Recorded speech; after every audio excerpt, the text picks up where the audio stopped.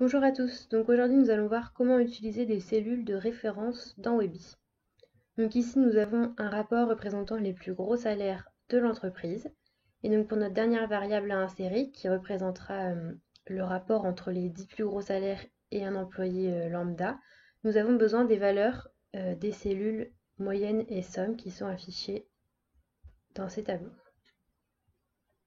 Donc pour cela on va utiliser des références.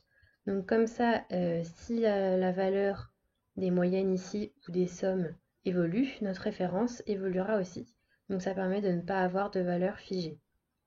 Donc pour ça, on va venir se mettre sur la cellule voulue. Donc ici, on va prendre la moyenne des 10 plus gros salaires.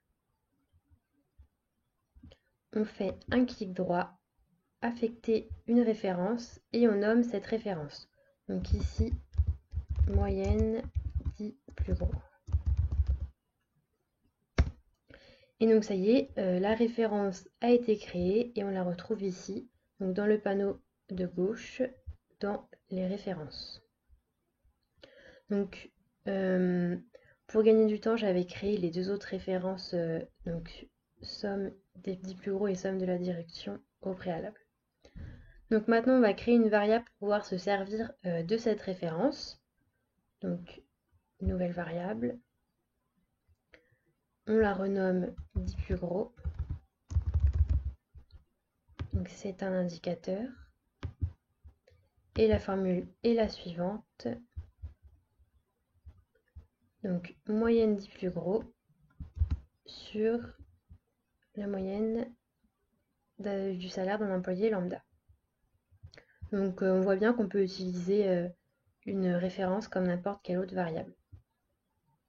On clique sur OK et on vient ensuite mettre l'indicateur sur le rapport. Et donc ça y est, notre référence a bien été utilisée comme variable quelconque dans le rapport. Donc si par exemple on modifie le classement du deuxième tableau, donc pour n'avoir que les 5 plus gros et non les 10 plus gros,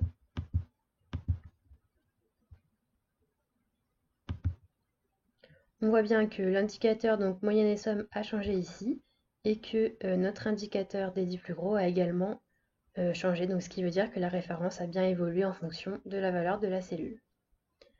Donc voilà, ce tutoriel est maintenant terminé. Au revoir.